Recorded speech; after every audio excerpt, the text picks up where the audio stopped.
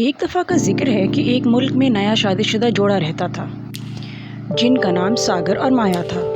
ان کے آپس میں بہت پیار تھا اور وہ مل کر اپنی نئی زندگی شروع کرنے کے خواہش مند تھے۔ ایک دن انہوں نے مایا کے ماں باپ کے گھر جانے کا طے کیا تاکہ اپنی شادی کی خوشی منائیں اور ان سے دعائیں لیں۔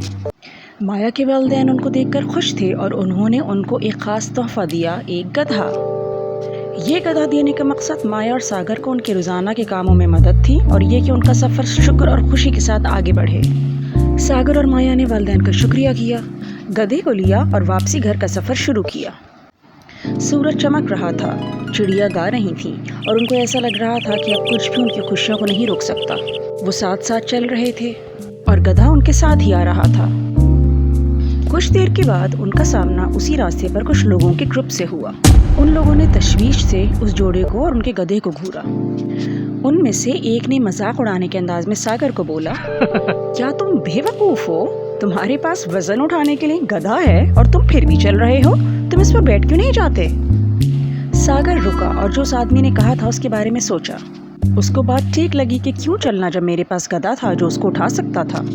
تو تھوڑی اپنی بے وقوفی محسوس کرتے ہوئے وہ گدھے کی پیٹھ پر چڑھ گیا اور انہوں نے اپنا سفر جاری کیا۔ مایا ان کے برابر ساتھ چل رہی تھی، لگامیں تھامے ہوئے۔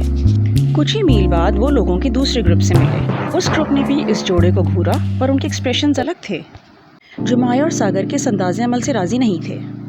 اس گروپ میں سے ایک آدمی نے کہا، اے خود غرض آدمی، تم کیسے گدھے کی سواری کر سکتے ہو اور اپنی وائف کو پیچھے چلا سکتے ہو؟ اس کی کچھ عزت کرو۔ ساگر کو اپنا قصور محسوس ہوا۔ اس کا مقصد کبھی بھی مایا کی بے عزتی نہیں تھا۔ وہ تیزی سے گدھے سے اترا اور احساس خیال کے ساتھ مایا کو گدھے کی پیٹھ پر چڑھایا اور اب وہ دونوں گدھے پر سواری کر رہے تھے۔ وہ زیادہ دور نہیں گئے تھے کہ جب انہوں نے ایک اور لوگوں کے گروپ کا سامنا کیا۔ یہ والا گروپ کچھ زیادہ گمبھیر لگا۔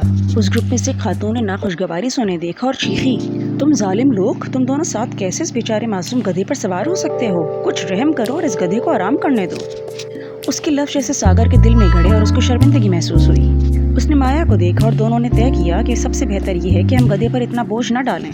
مایا کو گدھے پر ہی سوار ساگر خود گدھے کی پیٹھ پر سے اتر گیا اور انہوں نے سفر جاری رکھا اور ساگر ان کے ساتھ چلنے لگا۔ کچھ مزید آدھا میل چلنے کے بعد ایک اور مسافروں کے گروپ سے سامنا ہوا۔ اس بار گروپ کا ریاکشن غصے کے بجائے مذاق کا خیز تھا۔ وہ ہنسے اور ساگر کی طرف اشارہ کیا۔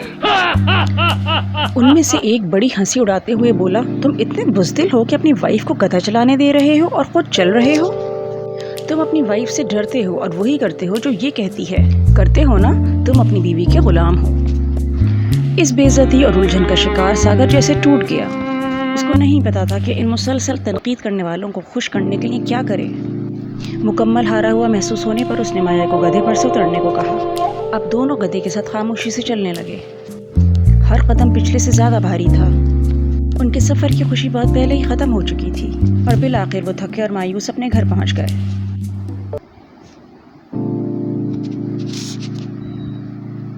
وہ بیٹھے اور اپنے سفر پر نظر ثانی کری۔ ساگر نے مایا کو کہا، ہم نے چاہے کچھ بھی کیا، لوگوں کے پاس ہمیشہ کہنے کے لیے کچھ تھا۔ ایسا لگتا ہے ہم کسی کو بھی خوش نہیں کر سکتے۔